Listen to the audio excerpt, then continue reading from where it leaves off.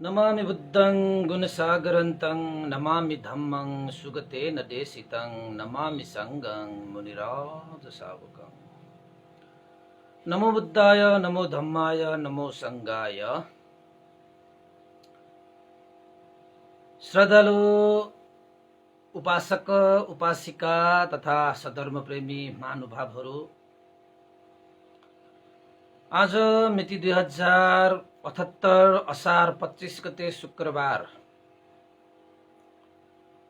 हरेक दिन 9 बजे जस्तै आजको पनि 9 बजिसकेको छ र हामी सदाझैँ फेसबुक लाइभ धर्मदेशना लिएर उपस्थित भइसकेका छौँ र फेसबुक लाइभ धर्मदेशना सुन्नको निमित्त देश विदेशबाट फेसबुकमा जोडिरहनु हुने सम्पूर्ण श्रद्धावन्त उपासक उपासिका तथा सधर्म प्रेमी महानुभावहरूलाई सदाझैँ म भिक्षु विमलो श्री सिद्धिमङ्गल बुद्ध विहार सिद्धिपुर साना गाउँ थसी महालक्ष्मी नगरपालिका वडा नम्बर 6 बुद्ध मार्गबाट सबैलाई आजको चिसो चिसो बिहानीमा न्यानो न्यानो मैत्रीपूर्ण स्वागत पनि टक्र्याउन चाहन्छु। आजको 473 फेसबुक लाइभ धर्मदेशना प्रोग्राममा त उपासक उपासिकाहरू, आजको देशना पनि हामीले हिजोको शिवी राजाद्वारा दान गरिएको आँखा, जुन पुण्यको प्रभावले सत्यको प्रभावले शिवी राजामा कुनै पनि हेतु र आधार नभइसक्दाखेरि पनि शिवी राजाको दिव्य चक्षु प्राप्त भएको थियो। यो जातकले प्रस्ट्याउँछ।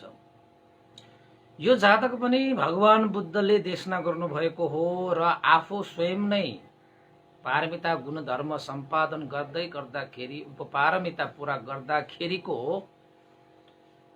त्यो जातकलाई प्रस्तुत गर्नुभयो। त यहाँनिर मिलिन्द राजाको प्रश्न चाहिँ के थियो त भन्दाखेरि, जब शिवी राजाले आफ्नो आँखा नै काटेर वृद्ध ब्राह्मणको हातमा दान गरिसक्दाखेरि त आँखामा अब कुनै पनि त्यस्तो दिव्य चक्षु प्राप्त हुने कुनै हेतु नै छैन।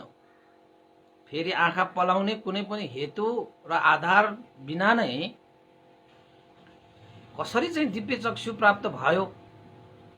यदि शिवी राजाले दिव्य चक्षु प्राप्त गरेको हो भने भगवान बुद्धले देशना गर्नुभएको कुनै पनि चिजहरूको लागि हेतु आधारहरू चाहिन्छ। बिना हेतु र आधार कुनै पनि उत्पन्न हुँदैन भन्ने वस्पल भगवान बुद्धको सिद्धान्तै असत्य ठहरिन्छ। यदि भगवान बुद्धले हेतु र आधारमा कुनै पनि विषयको उत्पन्न हुन्छ भन्ने सत्य कुरा गर्नुभएको हो भने शिवी राजाको आँखा दिव्य चक्षु पलाएको चाहिँ त्यो असत्य हुनुपर्छ। यसरी दुवै विषयमा दुवै यो विषयवस्तुहरू एक आपसमा बाँझिएको छ। नागसेन भन्थे त यो बाँझिएको यो विषयलाई तपाईले प्रस्ट्याइदिनु पर्यो, ताकि विरोधीहरूले यी बाँझिएको विषयलाई उत्थान गरेर अनागतसम्म पनि मान्छेहरूलाई अलमलमा पारेर असत्य ठहराएर शासनलाई चाहिँ हानि नोक्सानी नपुर्याओस्। तपाईँ त विद्वान हुनुहुन्छ, तपाईँ त पण्डित हुनुहुन्छ भन्थे नागसेन। तपाईँ जस्तो व्यक्तिले यसको उत्तर नदिए अरू कसले देला? त्यसैले यो बाँझिएको विषयलाई एक आपसमा बाँझिएको यो वृद्धा विषयहरू छन्, यसलाई तपाईले कसरी प्रस्ट्याउनुहुन्छ? हिजो पनि हामीले शिवी राजाको सर्टकट संक्षिप्त रूपमा जातकै हामीले भने, जातक अलि लामो थियो। तैपनि अब यो प्रसङ्गवश उत्पन्न भएको विषय भएको कारणले सबै जातकलाई चाहिँ विस्तृत रूपमा देशना गरिएन। तर जान्नु पर्यो के हो त भन्दाखेरि, शिवी राजाले आफ्नो आँखा नै निकालेर दान गरेको थियो र शिवी राजाको आफ्नो सत्यक्रियाको अनुभवले पुनः शिवी राजाकोमा दिव्य चक्षु पनि पलाएको थियो, यो पनि सत्य हो। त्यसैले नागसेन भन्दै भन्नुहुन्छ भगवान बुद्धले कुनै पनि हेतु र आधार बिना उत्पन्न हुँदैन भन्ने कुरामा पनि तपाईँ शङ्का नगर्नुहोस् महाराज। तपाईँ निश्चिन्त हुनुहोस्, यो विषय सत्य हो, यसमा कुनै संशय नै गर्नु पर्दैन। र शिवी राजाको आँखा दान गरिसकेपछि पुनः दिव्य चक्षु पलाएको पनि यो पनि सत्य हो, यसमा पनि शङ्का नगर्नुहोस् महाराज। कि यो संसारमा सत्य भन्ने नामको चिज छ कि छैन? नागसेन भन्देको प्रश्न मिलेन्द्र राजालाई। नागसेन भन्दै के भन्नुहुन्छ? मिलेन्द्र राजा के भन्नुहुन्छ? भन्ते नागसेन अवश्य पनि यो संसारमा सत्य भन्ने चिज छ। सत्यको बलले नै मान्छेहरूले आगो निभाउँछन्, पानी पार्छन्, विषलाई शान्त पार्छन्। यस्तो कुराहरू त मैले सुनेको छु। नागसेन भन्दै भन्नुहुन्छ महाराज तपाईँ पनि त अध्ययनशील, धेरै कुराको ज्ञाता, तपाईँले सही भन्नुभयो। कि यो संसारमा सत्य भन्ने चिज पनि छ। सत्यको अनुभवले हैन, सत्यको अनुभवले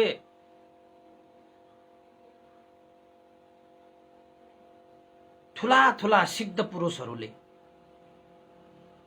पानी परोस् भनिसकेपछि पानी पनि पार्न सक्छ। के त महाराज, सिद्ध पुरुष सत्यवादी पुरुषहरूले यानी कि सत्यवादीहरूले पानी परोस् भनेपछि पानी पर्दाखेरि के पहिले नै त्यहाँ पानी पर्ने त्यस्ता हेतु आधारहरू हुनुपर्छ, हुन्छ भनेर सोधे। त मिलेन्द्र राजाले के भने त भन्दाखेरि पहिलाका त्यस्ता सिद्ध पुरुषहरू हैन, महापुरुषहरू सत्यवादीहरूले त्यसरी चाहिँ पानी परोस् भनेर चाहिँ त्यसरी चाहिँ सत्य क्रिया गर्दाखेरि आकाशमा त्यस्ता चाहिँ पानी पर्ने कुनै लक्षण, कुनै हेतु, कुनै आधार नै थिएन। तैपनि त्यस्ता व्यक्तिहरूले सत्य क्रिया गर्दाखेरि पानी चाहिँ पर्छ।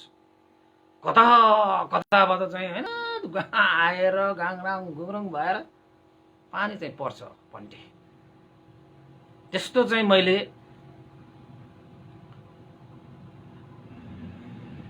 सुनेको छु, त्यस्तो मलाई थाहा छ। त्यसरी नै महाराज जसरी सत्यवादीहरू, महापुरुषहरू, सिद्ध पुरुषहरूले पानी परोस् भनिसकेपछि कुनै पनि हेतु, कुनै पनि आधार नभए तापनि, नदेखिए तापनि त्यहाँ उसको सत्यता नै उसको हेतु हो, सत्य क्रिया नै त्यहाँ आधार बनेर पानी पर्ने हो। अहिले साधारणतः पानी पर्दाखेरि आकाशमा बादल लाग्नुपर्छ, गड्याम गुरुम हुनुपर्छ र पानी पर्छ। त्यस्ता आधारहरू नभइकन पनि सिद्ध पुरुष सत्यवादीहरूले पानी पार्न सक्छ। त्यसरी नै तपाईले भन्नुभयो आगो पनि निभाउन सक्छ। हो, सिद्ध पुरुषहरू सत्यवादीहरूले आगो निभोस् भनिसकेपछि आगो पनि निभिन्छ। त आगो निभ्नको लागि त पानी चाहिन्छ, कुनै न कुनै हेतु त चाहियो। हावाहरू आउनुपर्छ कि त तपाईले अरू कुनै प्रयोगहरू गर्नु भएको हुनुपर्छ। त्यसरी चाहिँ सिद्ध पुरुषहरू, सत्यवादीहरूले त्यसरी अधिष्ठान गर्दाखेरि, सत्य क्रिया गर्दाखेरि आगो निप्छ। त महाराज त्यहाँ कुनै हेतु आधार देखिन्थ्यो त प्रष्ट रूपमा? त्यस्तो त कुनै हेतु र प्रत्यय चाहिँ त्यहाँ देखिँदैन भन्थे।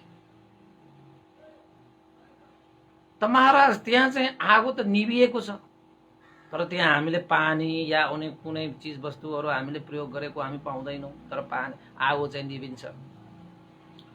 त्यहाँनिर हेतु या प्रत्यय या आधार भनेकै सिद्ध पुरुष र तपाईको सत्यवादी पुरुषहरूको सत्य क्रिया, सत्य बल नै त्यहाँ हेतु भइरहेको हुन्छ। सत्य बल, सत्य क्रिया नै त्यहाँ आधार भइरहेको हुन्छ महाराज। अरू आँखाबाट देखिने प्रष्ट रूपमा देखिने त्यस्ता आधार हेतुहरू देखिँदैन, पाइँदैन। त्यसरी नै महाराज हल बीस पनि शान्त भएर जान्छन् सिद्ध पुरुष र सत्यवादीहरूले सत्यक्रिया गर्दाखेरि। त्यस्ता घटनाहरू पनि थुप्रै छन्। त त्यहाँ विष पनि शान्त भएर गएको छ भने त्यहाँ कुनै विष शान्त भएर जाने अरू कुनै हेतु र आधार तपाईँ देख्नु भएको छ? कुनै औषधि प्रयोग गरिँदैन, कुनै किसिमले अब शरीरमा फिजिएको त्यो विषलाई कसरी निकाल्ने, त्यस्ता कुनै आधार र हेतु देखिँदैन। तर सिद्ध पुरुष सत्यवादीहरूले सत्यक्रिया गर्दाखेरि हल्ती विष पनि शान्त भएर गएको छ। महाराज त्यहाँ सत्यक्रिया र सत्य बल नै त्यहाँ हेतु हुन्छ, त्यही आधार हो भनेर हामीले जान्नुपर्छ, बुझ्नुपर्छ। त्यसरी नै महाराज सत्यको प्रभावले, सत्यको बलले शिवी राजाको आँखा प्राप्त भएको हो। सत्यता नै, सत्यक्रिया नै हेतु र आधार हामीले सम्झिनुपर्छ महाराज भनेर नागसेन भन्देले मिलेन्द्र राजालाई सम्झाइदिनु भयो। तपाईले पनि कहिलेकाहीँ यस्ता चिजहरू हुन्छन् त्यत्तिकै भएको जस्तो, तर त्यहाँ धेरै चिजहरू हाम्रो यो मंश चक्षुले नदेखिने धेरै चिजहरू त्यहाँ हेतु र आधार बनिदिएको हुन्छ। आश्चर्य चकित यो संसारमा पहिला मात्र होइन, अहिले पनि त्यस्ता चाहिँ सत्यता भएका विषयवस्तुहरूले हामीलाई ताजुब पार्छ, आश्चर्य पार्छ, चकित पार्छ। त्यसैले बोधिसत्वको रूपमा भगवान बुद्ध शिवी राजाको रूपमा जन्म लिनु हुँदाखेरि दान पारमिता पूरा गर्ने हिसाबबाट शिवी राजाले सर्वज्ञ चक्षु प्राप्त गर्नको निमित्त आफ्नो मंश चक्षुलाई दान गरे, त्याग गरे। मलाई यो दान गर्ने सुवर्ण अवसर आयो भनेर एउटा वृद्ध ब्राह्मणले एउटा आँखा माग्न आउँदाखेरि दुईटै आँखा दान गरे। यसरी आँखा दान लिन आउने अरू को होला? कहिले मैले दान गर्न पाउला? यो अवसर मैले चुकाउनु हुन्न। हे ब्राह्मण, तिमी अन्धो छौ भने तिमीलाई ल दुईटै आँखा तिमीलाई। शिवी राजाको त्याग र तपस्या, त्यो सत्यतामा अडेर अडेस्थान गर्दाखेरि, सत्यक्रिया गर्दाखेरि दिव्य चक्षु प्राप्त भयो हैन? यो मानेमा नागसेन भन्तेले मिलेन्द्र राजालाई सम्झाउनु भयो, महाराज सत्य बल, सत्य क्रिया भनेको नपुगेको ठाउँ भनेको हुँदै हुँदैन। सत्यको आनुभाव भनेको सर्वत्र सर्वव्यापी रूपमा फैलिएको हुन्छ। सत्यले प्रभाव जमाइहाल्छ, जता पनि सत्यताले प्रभाव चाहिँ जमाइहाल्छ। यो लोक त्यो लोक, यहाँ त्यहाँ भन्ने नै हुँदैन। त्यस्तो महाराज चार आर्य सत्य साक्षात्कार गर्दाखेरि पनि अरू के पनि हेतु भनेको अर्को कुनै कारणै हुँदैन। चतुर आर्य सत्यलाई हामीले जस्तै भगवान बुद्धले चाहिँ बुद्ध गया बोधि वृक्ष मुनि उहाँले बोधि ज्ञान लाभ गर्नुभयो, त्यसको आधार के त, त्यसको कारण के त भन्दाखेरि सत्यकै आधारमा साक्षात्कार गर्नुभएको। चतुरार्य सत्यलाई ज्ञान बोध गर्नुभयो, त्यो पनि सत्यमा बसिरहेकोले सत्य बलको अनुभवले त्यो प्राप्त भएको। यदि कसैसँग सत्यता छैन भने कसरी उसले बोध ज्ञान लाभ गर्न सक्छ? सम्बोधि कसरी प्राप्त गर्न सक्छ? कुनै पनि धर्मलाई साक्षात्कार गर्नको निमित्त तपाईले सत्यता भएन भने कुनै पनि चीज चाहिँ प्राप्ति गर्ने, प्रभाव पार्ने, विशेषतामा झल्किने कुनै पनि हुँदैन। सत्यता नभइसकेपछि त सबै सक्यो हैन? तपाईँ हामीले पनि आफ्नो जीवनमा सत्यता गुमायो भने सक्यो, जीवनै सक्यो, त्यसको अस्तित्व नै हुँदैन। आगोको सत्यता भनेको के हो? आगोको सत्यता भनेको चाहिँ उसको पोल्ने हो, तताउने हो। जब उसले आगोले तताउने पोल्ने त्यो चिज सत्य हो नि उसको, त्यही चिज छोड्यो भने, त्याग्यो भने आगोको अस्तित्व रहन्छ? रहँदैन। तपाईँको बिहान सूर्य उडाउँछ रे पूर्वबाट, हेर्दाखेरि देखिँदाखेरि त्यस्तै हो होइन? हुन त पृथ्वी घुमिरहेको हो, तै पनि भन्दाखेरि त सूर्य पूर्वबाट उडायो भन्नु पर्यो होइन? तर वास्तवमा यो कुरा झुट हो कि? संसारले यही झुटलाई मानिरहेको छ फेरि, र हामीले पनि यो झुटो संसारलाई बुझाउनको निमित्त त्यही झुटलाई नै सही ठानेर बताइरहनु परेको छ। त सूर्य उडाउने होइन, हाम्रो पृथ्वी घुम्ने हो नि वास्तवमा। तैपनि अहिले व्यवहारमा भन्नु पर्दाखेरि पूर्वबाट सूर्य उडाउँछ, पश्चिममा अस्ताउँछ। त सूर्यको सत्यता भनेको चाहिँ पूर्वबाट उडाएर पश्चिममा अस्ताउने हो। यदि त्यो सूर्यले त्यो सत्यता उसले छोड्यो भने त्यो सूर्यको कुनै अस्तित्व रहँदैन। हाम्रो लागि चाहिँ रहँदैन, यो संसारको लागि पनि रहँदैन। रहन्छ त?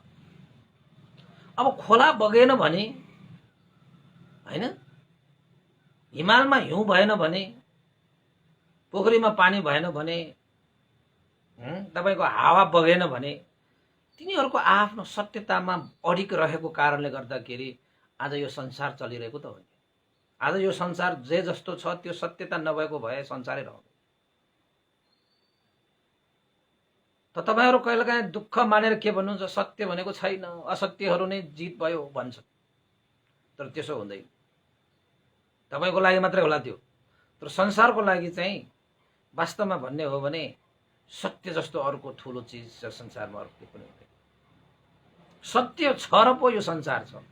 सत्य नै छैन भने न तपाई हुन्छ, न म हुन्छ, न यो संसार नै हुन्छ। सारा चीज खत्तम हुन्छ यो सत्यता भएन भने, हैन?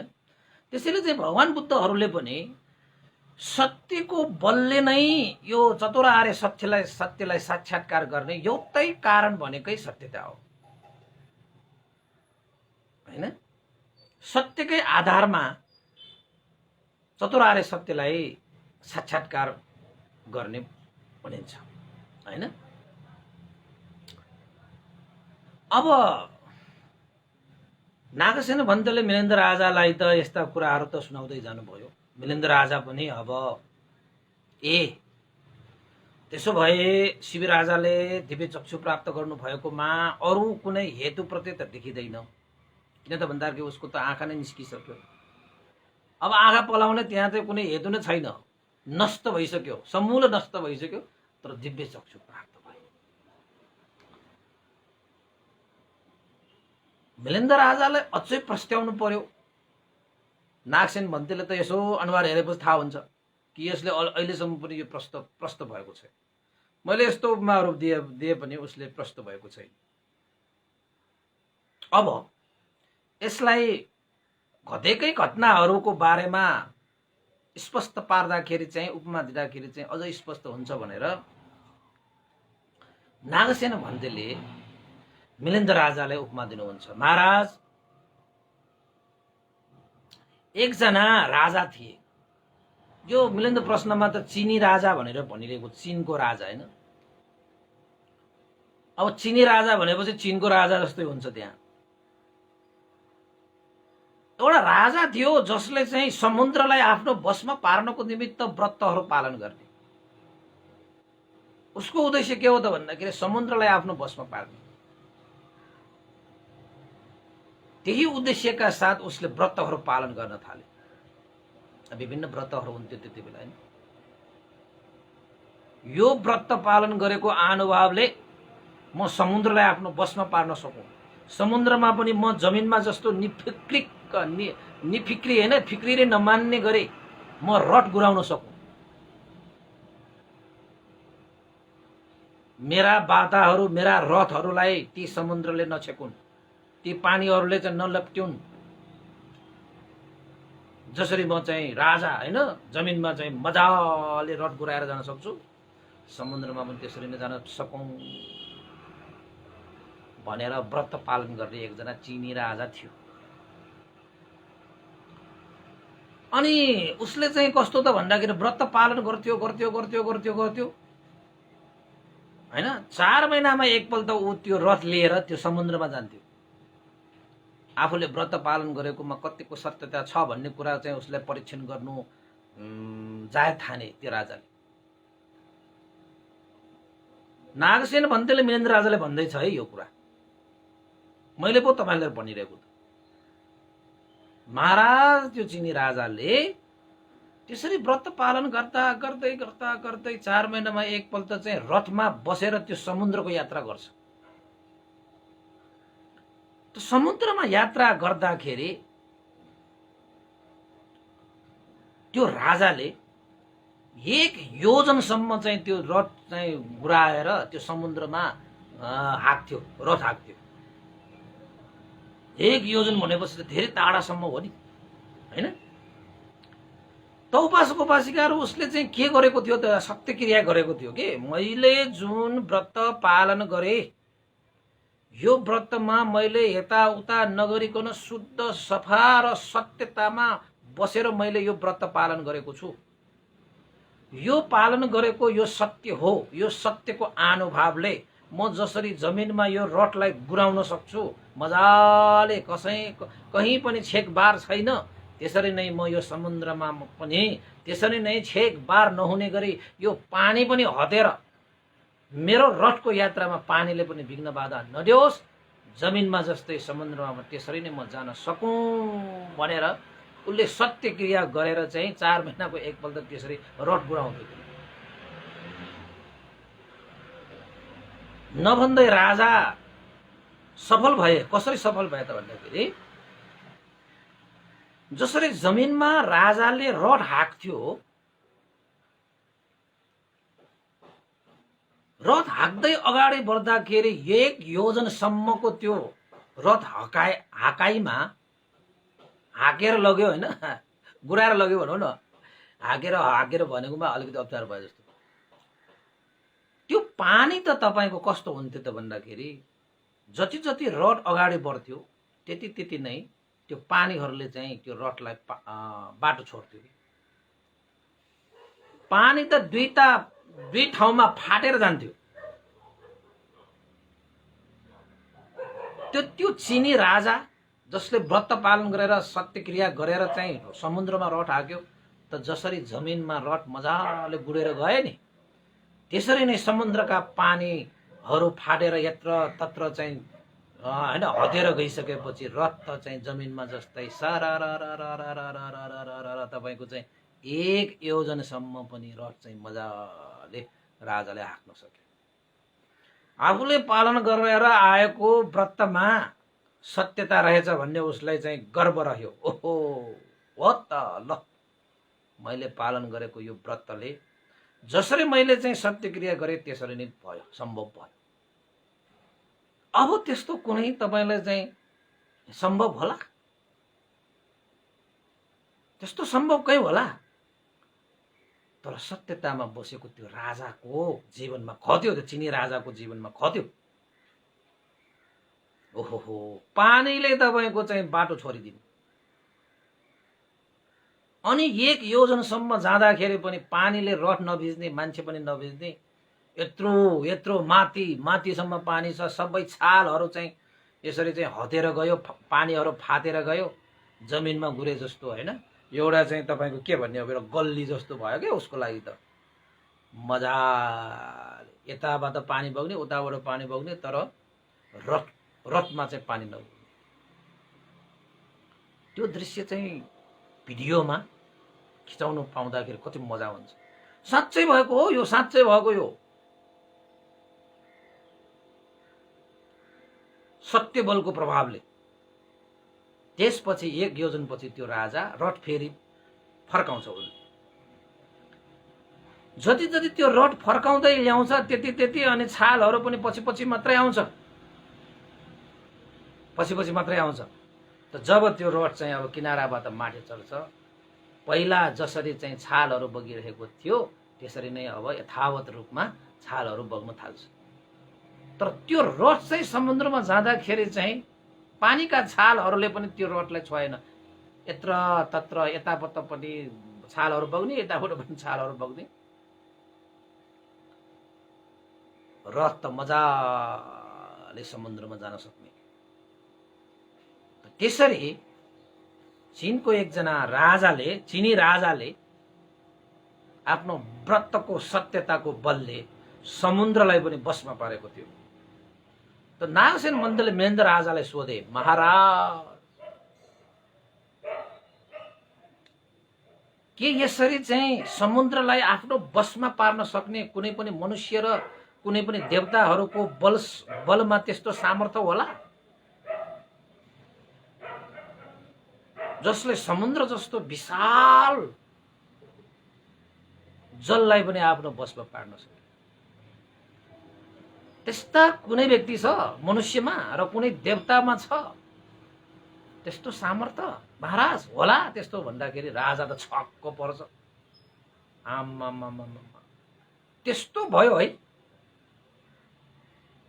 समुद्रमा नै जमिनमा जस्तो त्यो चीनी राजाले आफ्नो रड गुडाए है, ती समुद्रलाई पनि आफ्नो बसमा पारे है। आफ्नो यात्रामा पानीले पनि कुनै विघ्न बाधा दिएन है, सबै बाटो छोडिदियो। पानी नै फाटेर गयो, बाटो बनिदियो त्यहाँ। भन्ते नागसेन समुद्रको कुरा के, एउटा पोखरीको पानी पनि कुनै मनुष्य र कुनै देवताहरूले बसमा राख्न सक्दैन। कसले गर्न सक्छ त्यसरी? त्यस्तो सामर्थ्य त हुँदैन। त्यो त बिल्कुलै चाहिँ अलग्गको शक्ति हो, त्यो अलग्गको बल हो। मनुष्य र देवतामा त्यस्तो चाहिँ सामर्थ्य हुन सक्दैन। भन्ते नागसेन भन्तेले भन्नुभयो। तर महाराज चीनी राजाको जीवनमा जुन उसले पालन गरेको चाहिँ व्रत छ, शुद्ध रूपमा सत्यमा अडेर उसले त्यो व्रत पालन गरे र त्यही व्रतको सत्य क्रियाद्वारा त्यस्तो सम्भव गरे। त्यो सम्भव भएको न मनुष्यहरूसँग त्यस्तो बल छ, न देवताहरूसँग त्यस्तो बल छ। त्यो बल केवल छ त सत्य बलमा मात्रै छ। तपाईले सत्य धारण गर्नुहोस्, तपाईमा सत्य बल आउँछ, ममा आउँछ, उहाँमा आउँछ, सबैमा आउँछ, तपाईँहरूमा पनि आउँछ। बाजुका अब तपाईमा सत्यता छैन भने त अब जस्तो सुकै के गर्ने, हनुमानी आए पनि केही पनि हुँदैन, बलै हुँदैन के। सत्य बललाई कसैले पनि टुक्राउन सक्दैन। त महाराज यहाँ सम्पूर्ण ती चाहिँ समुद्रको त्यो जललाई बसमा पार्न सकेको सत्य बलको अनुभवले, सत्य बलको प्रभावले, सत्य क्रियाको अनुभवले त्यहाँ सम्भव भएको हो। त्यसरी त्यो पानीलाई बसमा पार्न सक्ने कुनै हेतु र कुनै आधार त्यहाँ देखिँदैन। कुनै हेतु, कुनै आधार देखिँदैन। तर त्यहाँनिर त्यो कार्य चाहिँ सम्भव भएको छ। जहाँ रड गुडाउँदाखेरि पानी दुई ठाउँमा फाटेर बाटो तयार पारिदिए, त्यो सम्भव भएको छ त मात्र सत्य बलको अनुभवले, सत्य क्रियाको अनुभवले। त्यहाँनिर सत्य क्रिया र सत्य बल नै हेतु र आधार भनेर सम्झिनुपर्छ महाराज। त्यसरी नै शिवी राजाको वंशचक्षु फेरि पलाउने कुनै पनि हेतु नभइसकेपछि, नष्ट भइसक्दाखेरि पनि शिवी राजाको दिव्य चक्षु पलाए हैन। त्यो दिव्य चक्षु पलाउनुमा हेतु भनेकै सत्य क्रियालाई हामीले सम्झिनुपर्छ महाराज। हामीले सत्य बललाई सम्झिनुपर्छ महाराज भनेर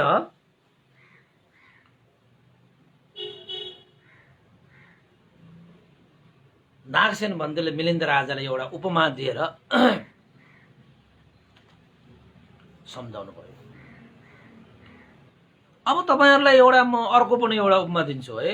यो मिलिन्द प्रश्नमै भएको एउटा उपमा पनि दिन्छु र म पछि पछि अर्को जातकहरूको पनि तपाईँलाई के उपमाहरू दिउँला। सत्यको बलले कस्तो कस्तो भयो।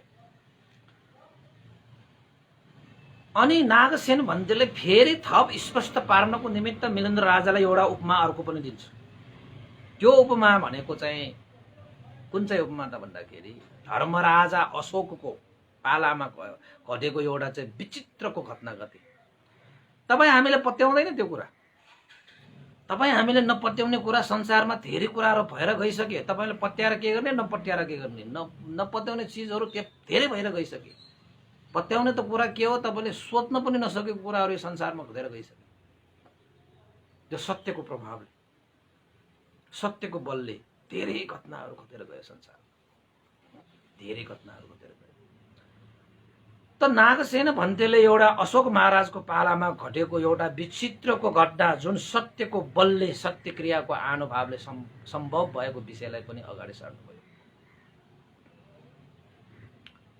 धर्मराजा अशोक महाराजको पालामा एकपल्ट ठुलो बाढी आयो।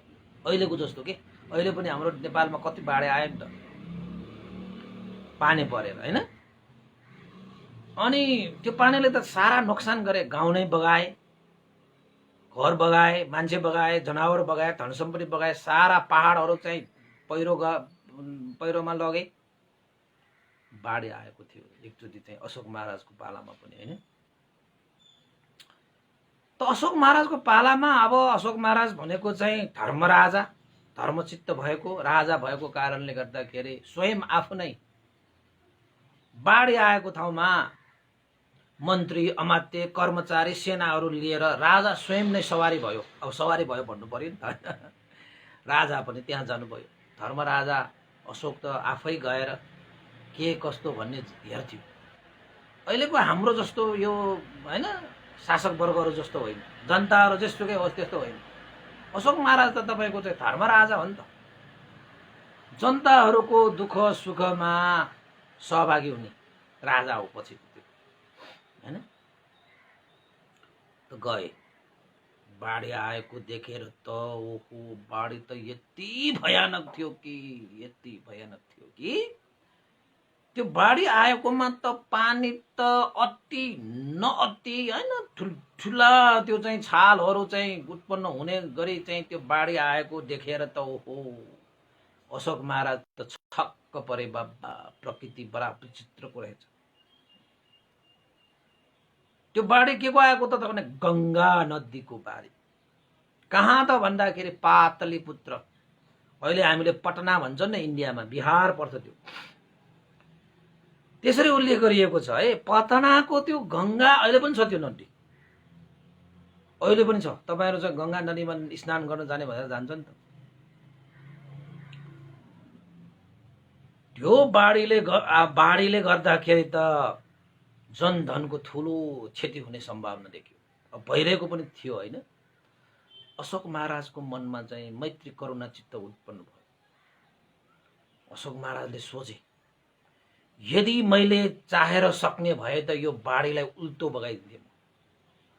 यो बाढीले त जनधनको खुबै क्षति गर्ने भयो बा, क्षति गर्ने। यो गंगा नदीले त सारा चीज बगाए। पानी अति नअति बगेको के त्यो चाहिँ छालहरू निकालेर त भयंकर। तपाईहरु गंगा नदी देख्नु भएको छ? अब गंगा नदी हाम्रो चाहिँ यो के भन्छ, नारायणी नदी हेर्नु जानुस् न तपाई। नारायणगढमा छ नि त्यहाँ नारायण नदी। बारे के भन्छ त्यहाँको नदीहरू, मलाई सबैको नदी पनि थाहा छैन हैन। नदी नालाहरू छ नेपालमा ठुल्ठुलो। त राजाले त्यस्तो विचार आयो, आफूले चाहे जस्तो त गर्न सकेन। त्यसपछि राजालाई विचार आयो। त्यहाँको मन्त्री, अमात्य, सेना, कर्मचारीहरूलाई सोधे, हे मन्त्री, हे अमात्य, हे कर्मचारीहरू, यो विशाल गंगा नदीलाई उल्टो दिशा फर्काउन सक्ने क्षमता कसैसँग होला भनेर सोध्यो। अब गंगा नदीलाई त के सानो सानो नदीलाई पनि उल्टो बगाउन सक्दैन। तपाईको गंगा नदीको के कुरा हैन। त राजाको प्रश्नमा त कर्मचारी मन्त्री अमात्यहरू एकैछिन त वाक्क भए। कस्तो कुरा गर्नुहुन्छ धर्मराज हैन। अब सासाना नदीहरूलाई त उल्टो बगाउन सक्दैन। अब गंगा नदी अहिले यस्तो बाढी आएको छ, त्यसमाथि अब यसलाई फर्काउन सक्ने क्षमता त न मनुष्यहरूमा हुन्छ न देवताहरूमा हुन्छ, कसैमा पनि हुँदैन। त कर्मचारी राज त्यो अमात्यहरूले चाहिँ भन्नुभयो, महाराज यो त असम्भव छ, यो त सक्दैन, कसैले पनि सक्दैन। यो मनुष्य र देवताहरू कसैले पनि यो गंगा नदी यस्तो बाढी आएको गंगा नदीलाई हैन उल्टो दिशामा फर्काइदिन सक्ने क्षमता कसोसँग होला महाराज। यो त असम्भव छ महाराज, यो त असम्भव छ, सक्दैन, कसैले सक्दैन। अशोक महाराजलाई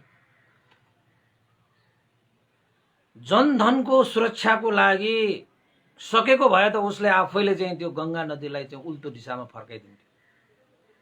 जनताको हितको लागि त्यतिसम्म सोच्ने राजा हो। यदि असम्भवै हो त्यो, यद्यपि त्यो असम्भव विषय हो तैपनि मनले चाहना राख्छ कि यो गंगा नदीलाई म उल्टो बगाइदिन्छु क्या हो, तर सक्ने त होइन।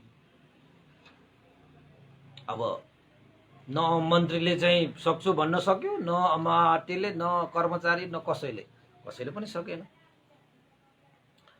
राजा उपस्थित भएर त्यहाँ चाहिँ अब बाढीको त्यो हेर्न आउँदाखेरि त्यहाँका बासिन्दाहरू पनि थुप्रै उपस्थित भएर हेर्न आएका थिए। घटना चाहिँ एकदम चाखलाग्दो छ। त्यो हेर्ने क्रममा एकजना गणिका पनि त्यहाँ उपस्थित भएर त्यो बाढीको अवलोकन गर्न आएको रहेछ। गणिका भनेको थाहा छ है तपाईलाई? तपाईहरुलाई चाहिँ अब धर्मको भाषाबाट त गणिका भन्छ। हेर्नुस्, तपाईहरुलाई सिधा भन्नु पर्यो भने अलिकति नमज्जाको शब्द भए पनि देह व्यापार गर्ने, त्यो भन्दा पनि नमज्जाको शब्द छ, म त्यो शब्द प्रयोग गर्न चाहन्न। तर तपाईहरुले थाहा पाउनु भयो, देह व्यापार गर्ने, आफ्नो जिउ आफ्नो रूप व्यापार गरेर पैसा कमाउने, त्यस्ता व्यवसायहरू पहिला पनि थिए। भगवान बुद्ध भन्दा पनि पहिला, जहिले पनि रहिरहन्छ यो लोकमा यस्तो, र अहिले पनि छ यो संसारभरि। त त्यस्ता व्यापार गर्ने, देह व्यापार गर्ने एकजना महिला जसको नाम बिन्दुमती भनेर भनिन्छ, त्यो बिन्दुमती गणिका पनि त्यही उपस्थित भएर त्यो धर्मराज अशोक अवलोकन गर्न आएको त्यो बाढीको उसले पनि त्यो अवलोकन गर्न आएको रहेछ। अब किन भन्दा राजा आएपछि सबै प्रजाहरू पनि त आउने भयो। त अशोक महाराजले यो गंगा नदीलाई उल्टो फर्काइदिन सक्ने क्षमता कसैसँग छ भनेर सोधेको हो। त्यो गणिकाले पनि सुने। मन्त्री अमात्यहरूले त सम्भव छैन महाराज, यो चाहिँ असम्भव हो, कसले सक्छ, मनुष्य देवताहरू कसैले पनि यो सक्दैन भन्ने कुरा त भनिसक्दाखेरि त्यो गणिकाले चाहिँ के विचार गरे त भन्दाखेरि, आज म धर्मराजा अशोक राजालाई म आफ्नो सत्य बल प्रदर्शन गरिदिन्छु म भनेर त्यहाँको एउटा त्यो केटी मान्छे, त्यो जो गणिका, त्यो बिन्दुमती भन्छ त्यसको नाम पनि उल्लेख छ। त्यो बिन्दुमतीले त्यहाँबाट के गरे त भन्दाखेरि, म अब सत्य क्रिया गर्छु र यो सत्य क्रियाबाट धर्मराजा अशोकको इच्छामा पूरा गरिदिन्छु र म देखाइदिन्छु सत्य बल कति ठुलो रहेछ। असम्भव भन्ने कहाँ हुन्छ त? सत्यको अगाडि असम्भव भने हुँदैन। यी मन्त्री अमात्य र सेनाहरूलाई सबैलाई पनि म असम्भव भनेर जवाफ दिनलाई म सम्भव भनेर गरेर देखाइदिन्छु भनेर एकजना एउटा गणिकाको मनमा त्यस्तो चेतना आयो के। नभन्दै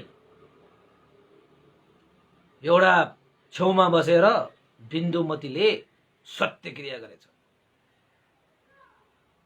जब त्यो बिन्दुमतीले सत्य क्रिया गरे नि, त त साँच्चैकै है गङ्गा नदी त तपाईँको आफ्नै गतिमा हर हर हर हर हर हर हर छालहरू बगाएर तपाईँको चाहिँ बगिरहेको बिन्दुमतीको सत्यक्रिया गर्ने बित्तिकै ल मेरो यो सत्यको प्रभावले सत्यको बलको अनुभवले यो गङ्गा उल्टो दिशामा फर्केर जाओ भन्ने बित्तिकै त्यो गङ्गा नदी त उल्टो दिशामा फर्केको ल। माथिबाट आएको पानी पनि छ तर तलबाट बगिरहेको पानी पनि माथि बग्दाखेरि त एक आपसमा पानीहरू ठोकिँदाखेरि त माथि माथिसम्म चाहिँ ती पानीका छालहरू माथि उठेर त ठुल्ठुलो भयङ्कर आवाजहरू निकालेको थियो। अशोक महाराज त अचम्मित भयो। त्यहाँ मन्त्री अमात्य सेनाहरू त त्राही त्राही भयो। के भयो यो कहिले देखेको नदेखेको दृश्य। ओहो हो हामीले भनेको मात्र थिए यो त असम्भव भनेर यहाँ त सम्भव हाम्रै आँखाले देखिरहेको छ त। हे मन्त्री अमात्यहरू तिमीहरूले पनि मैले जस्तो देखिरहेको हो। मन्त्री अमात्यहरू पनि छक्क महाराज हामीले पनि त्यही देखिरहेको छौँ जुन तपाईँले देखिरहेको छ। गङ्गा नदी उल्टो दिशामा फर्क्यो। यो के भएको यो के भएको कसरी भएको यो त असम्भव। न मनुष्यहरू न देवताहरूले गर्न सक्छ त्यस्तो। त्यहाँ त कोलाहल मच्यो। यतापट्टि गङ्गा नदीमा त्यहाँ पानीको ठोकाइले हैन पानी ठोकेर चाहिँ माथि माथि उठेर त्यहाँ पनि कोलाहल मच्यो। पानीका फोकाहरू माथि माथिसम्म उठेर यता किनारामा गङ्गा नदीको त्यो किनारामा राजा अशोक महाराजदेखि लिएर मन्त्री अमात्यहरू पनि एक आपसमा अनुहार हेरेर के भएको यो कसरी भएको। ओहो महाराज तपाईँले भन्नु मात्र भएको कसरी भयो यो हामीले त असम्भव भनेको त यो त सम्भव देखिरहेको छु त अहिले। राजा अशोक महाराजले पनि के भन्छ तिमीहरू त असम्भव भन्दै थियो यो गरेको कसले त कसले गर्यो के कसरी भयो। आम्मामामा त्यस्तो पनि हुन्छ। तपाईँले देख्नु भएको छ खोला उल्टो बगेको। भगवान बुद्धको पालामा तपाईँको चाहिँ भगवान बुद्धले त्यसरी चाहिँ एउटा पात्र खसाउनु भएको थियो खोलामा। यो पात्र उल्टो दिशामा बगेर जाऊ भनेर बगेर गयो। नागराजले लिएर गएको के टाउकोमा राखेको त्यो। बुद्ध जीवन सुन्नुभयो तपाईँले? बुद्ध जीवनीमा छ त्यो घटना अद्भुत। भगवान बुद्धले चाहिँ यो आफ्नो चाहिँ चुडा कर्म गर्दाखेरि केस काटेर आकाशमा हुत्याइदिएको थियो नि त। यदि म यो जीवनमा बुद्ध हुने हो भने यो केस आकाशमा उडेर जाओस् भनेर चाहिँ आकाशमा हुत्याइदिराखेर त सरर आकाशमा उडेर गयो त। आँखाले देखिने जति होइन 1 योजनभन्दा माथिसम्म गएपछि त टाक्क अड्कियो। त्यहाँबाट त आकाशमा गयो नि त। कसले लग्यो त भन्दाखेरि इन्द्र महाराजले लग्यो त। त्यो इन्द्र महाराजले स्वर्गलोकमा देवलोकमा तपाईँको चाहिँ भगवान बुद्धको केस राखेर चाहिँ चूडामणि चैत्य भनेर बनाएको छ। तपाईँ पनि हेर्न जाने हो भने धेरै पुण्य गर्नुहोस् स्वर्गमा जानुहोस् हेर्नुहोस् त्यहाँ पनि चैत्य छ। अब मलाई देखाउनुहोस् भन्यो भने कसरी देखाउने हो स्वर्गमा लान सक्दिनँ म। तपाईँहरू आफ्नो धेरै पुण्य गर्नुपर्छ देवलोकमा जाने अनि त्यो चैत्य चूडामणि चैत्य खोइ भनेर चाहिँ त्यहाँ इन्द्र महाराजले सोध्ने। इन्द्र महाराजले तपाईँ देखाइदिन्छ हो तपाईँ चूडामणि चैत्यको दर्शन गर्ने लाउनुहोस् भनेर चाहिँ त्यस्तो छ। त्यहाँ ग्रन्थमा आएको के ग्रन्थमा आएको।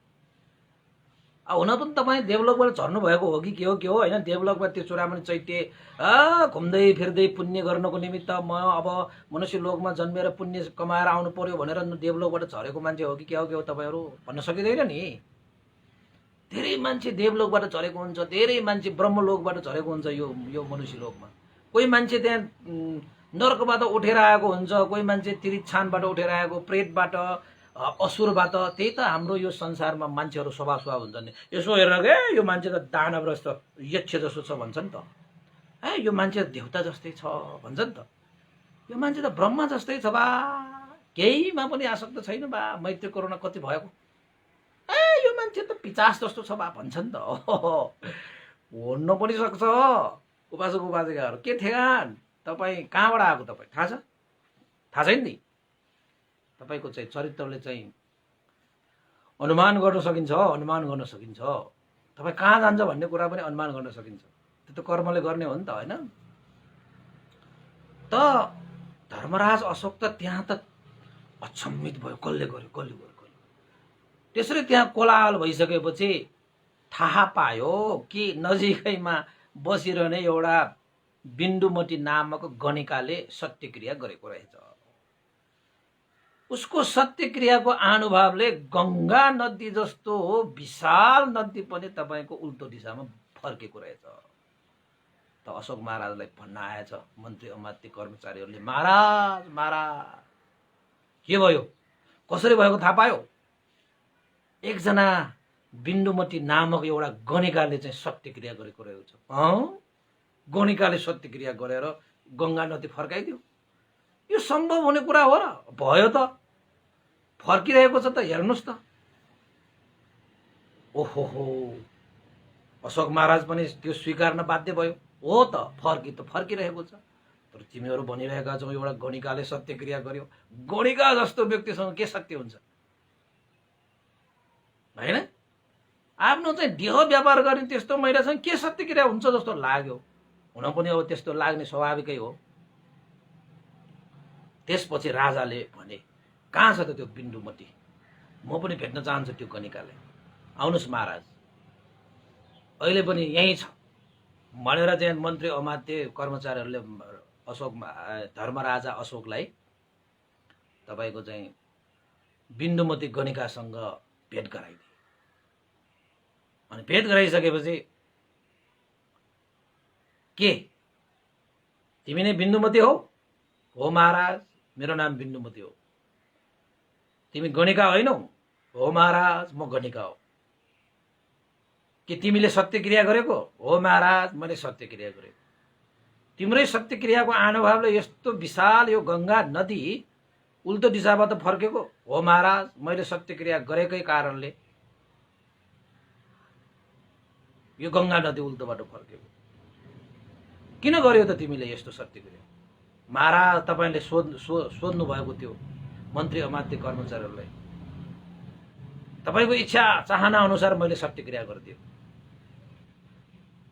यो असम्भव भनेर भनेको कारणले सत्यतामा यस्तो बल हुन्छ भनेर मैले देखाउनको निमित्त मैले यो सत्यक्रिया गरेको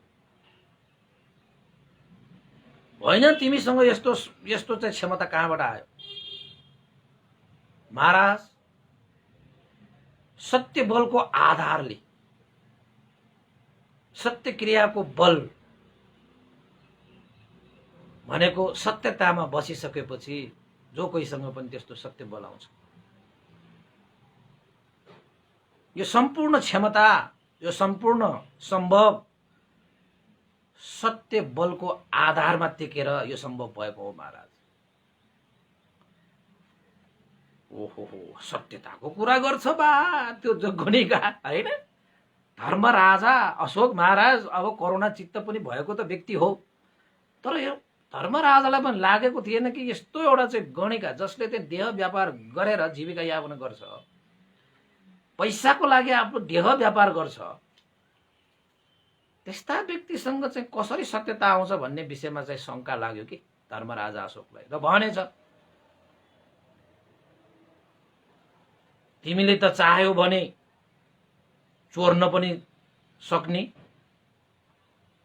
धूर्त पनि गर्न सक्ने, अधर्म पनि गर्न सक्ने, पाप पनि गर्न सक्ने, शील पनि बिगार्न सक्ने, दुशीला, लाज र भय पनि नभएको हुन सक्ने, लोभी पापी पनि हुन सक्ने, यस्तो एउटा गणिका तिमी, यस्तो व्यक्तिसँग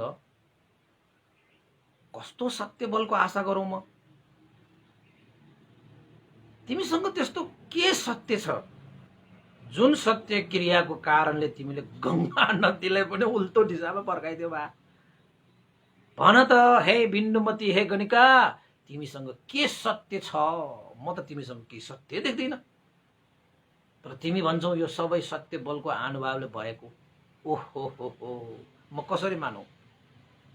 हे बिन्दुमती, तर मैले आँखाले देखिसकेको छु, त्यसलाई स्वीकार्न म बाध्य छु। तर मलाई यो कुरा स्वीकार्न गाह्रो भइरहेको छ कि बरु गङ्गा नदी चाहिँ उल्टो दिशाबाट फर्केको विषयलाई मैले स्वीकार्न म सजिलो भयो, त एउटा गणिकासँग कस्तो सत्यता छ त्यो स्वीकार्न मलाई गाह्रो भयो।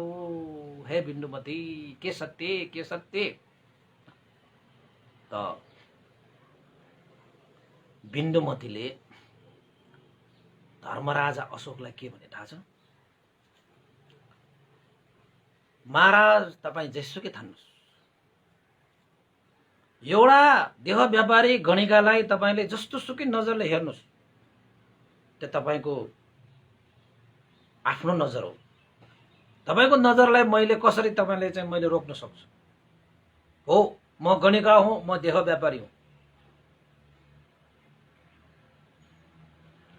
तर महाराज म सत्यवादी हुँ है, म सत्यवादी हुँ।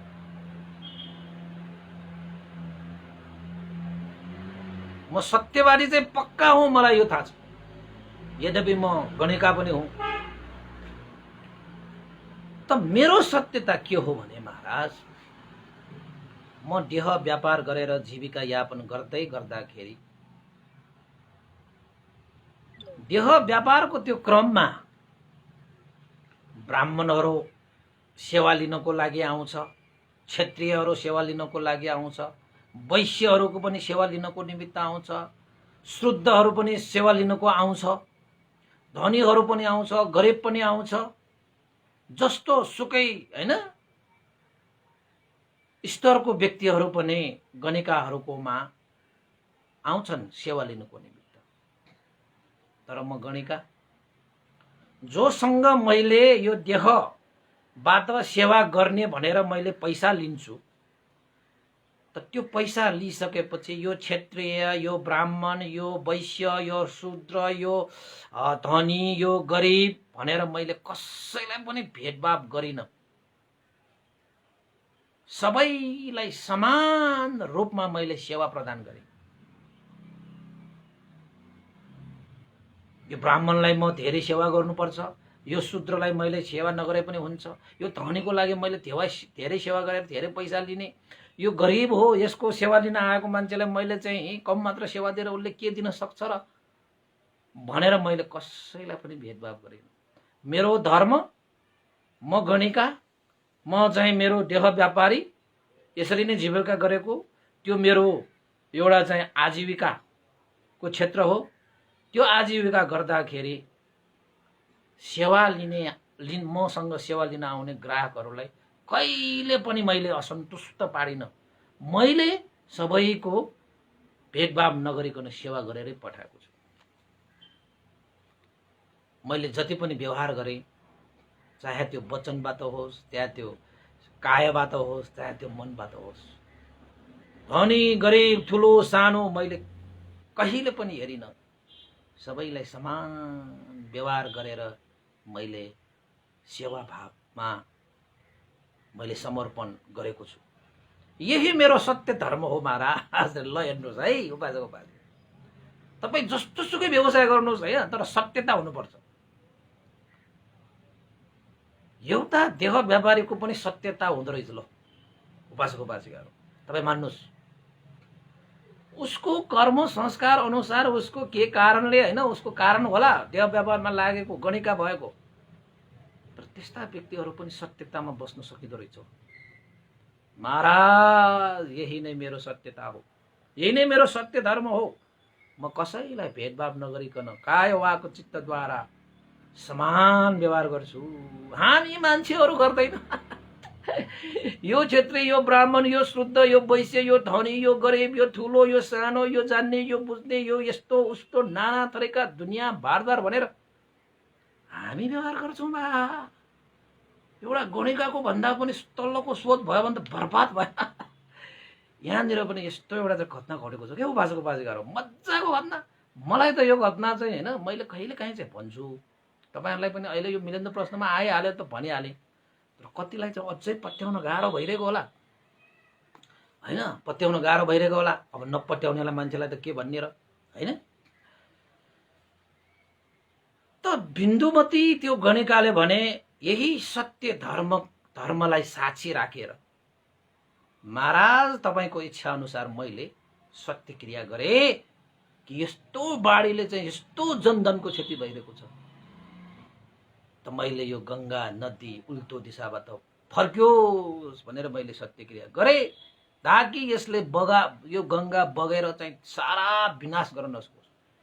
राजा धर्मराजा तपाईँको इच्छा पनि त्यही हो।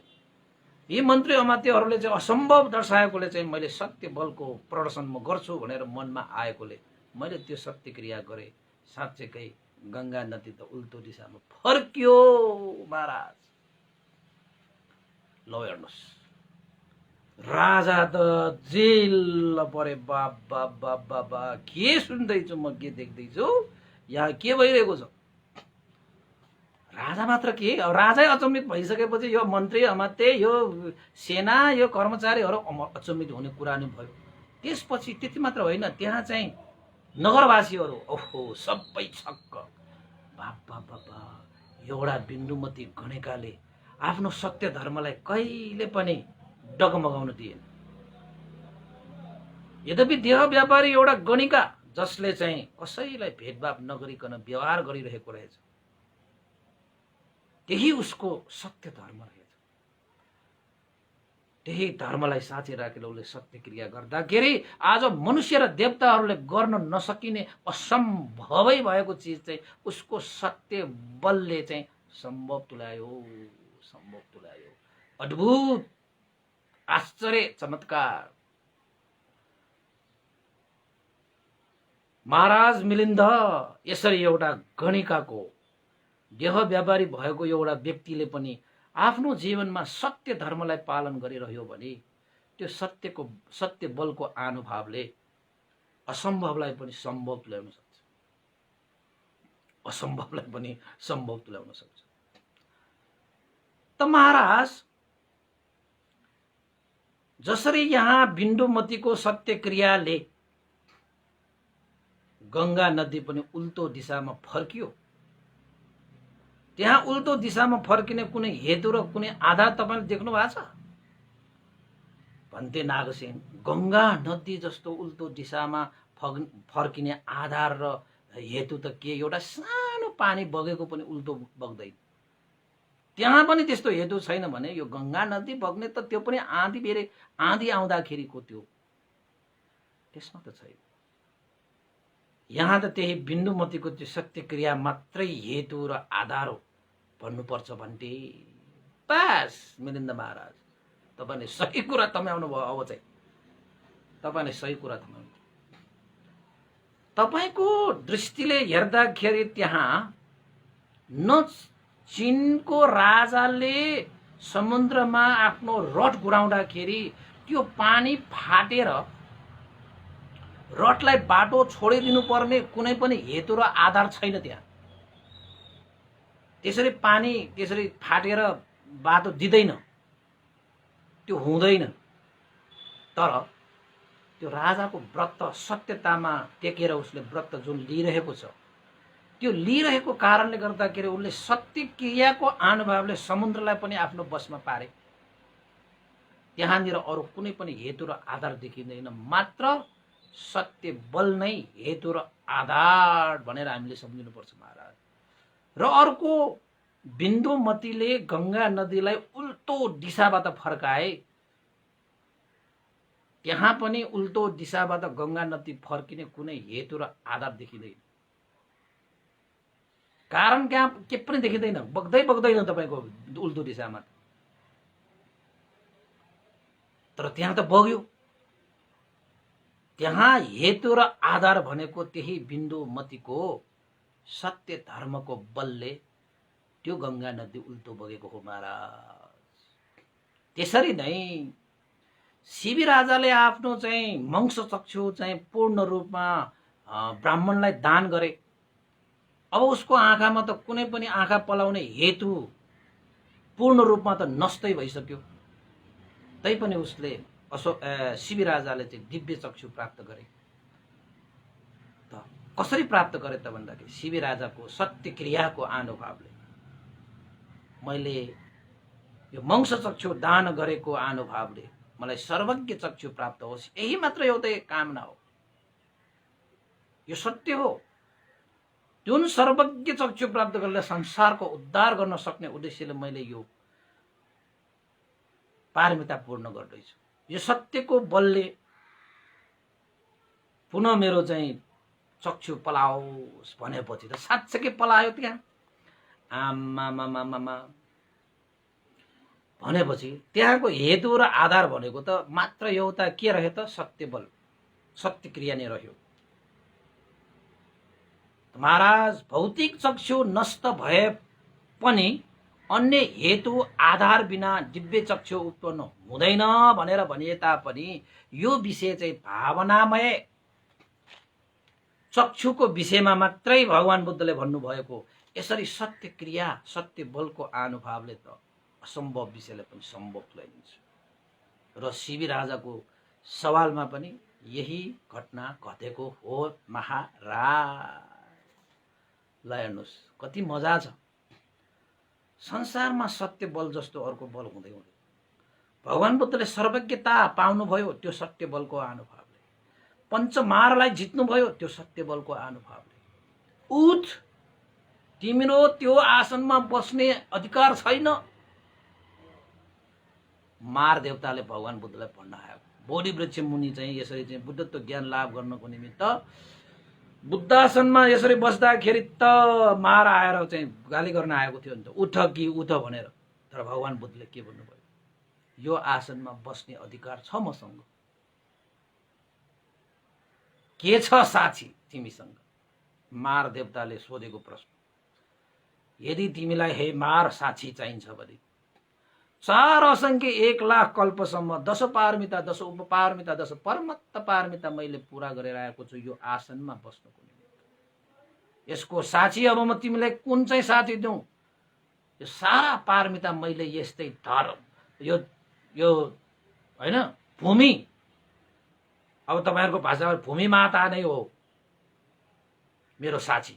अरु को साक्षी छ त? त्यत्रो समय मैले चाहिँ यो संसारमा पारमिता पूरा गरेँ, अरु कोही साथी छैन। तिमीलाई साथी चाहिन्छ, यही भूमि माता नै मेरो साक्षी भयो भनेर भूमिमा हातले यसो भूमि स्पर्श मुद्रा भनिन्छ त्यसलाई। ओह यो भगवान सबै भूमि स्पर्श यो चाहिँ मुद्रा हो। त्यति मात्र भगवान बुद्धले के भन्नुभएको थियो त्यहाँ त भूकम्प गएर र मारहरू त त्रसित भएर तितर बितर भएर पछारे नफर्किकन भाग भए, मारहरू परास्त भए। त्यसपछि भगवान बुद्ध आनन्दले चाहिँ बोधि ज्ञान लाभ गर्नको निमित्त ध्यान बस्न पाइयो नि। त्यो के को कारणले? उहाँको सत्य हो नि त्यो। 4 असंख्य 1 लाख कल्पसम्म 10 पारमिता 10 उपपारमिता 10 परमत्त पारमिता पूरा गर्नु भएको त त्यो त सत्य हो नि। त्यो सत्य बलको अगाडि कोही पनि टिक्दैन। त्यसैले मिलिन्द राजाको प्रश्नमा नागसेन भन्तेले यसरी विभिन्न उपमाहरू दिएर मिलिन्द राजाको संशयलाई हटाइदिनु भयो। तपाईहरुलाई थाहा छ, मैले मिलिन्द राजाको भन्दा अलिकति पढको कुरा अलिकति समय लिन्छु है, 1 मिनेट जति। अंगुलीमाल चिन्नु भएको छ है तपाईहरुले? भगवान बुद्धको समयमा अंगुलीमाल भन्ने एकजना व्यक्ति छ, जुन व्यक्तिले चाहिँ 979 जना व्यक्तिहरूलाई हत्या गरियो भनेर उल्लेखित पाइन्छ। एकजना मात्र बाँकी थियो गुरुको दक्षिणा पूरा गर्नको निमित्त औंला काटेर दान दिने के। त्यस्तो व्यक्ति पनि पछि भगवान बुद्धको सत्संगत पाएर भिक्षु बने। त एकजना बाटोमा हेर्दै जाँदाखेरि एकजना चाहिँ महिलाको प्रसव वेदनाहरू भइरहेको थियो हैन, गर्भवती महिलाको। त अंगुलीमालले के अधिष्ठान गर्यो थाहा छ? के सत्य क्रिया गर्यो? मैले जुनदेखि आर्य श्रमण जीवन धारण गरे त्यति बेलादेखि मैले न काय न वाक न चित्तद्वारा कसैको पनि हत्या गर्ने मैले चाहिँ गरेको छैन हैन। त्यो सत्य कुरा हो। म पहिला त हिंस्रकै थिएँ, तर जुन बेलादेखि श्रमण जीवन मैले धारण गरे त्यति बेला मैले सत्य मार्गमा हिँडेको छु। काय वाक चित्तद्वारा कसैको पनि मैले हिंसा गरेन। यो सत्य बलको अनुभवले यो प्रसव वेदना भइरहेको महिलालाई वेदना शान्त भएर उसको सुलभ तरिकाले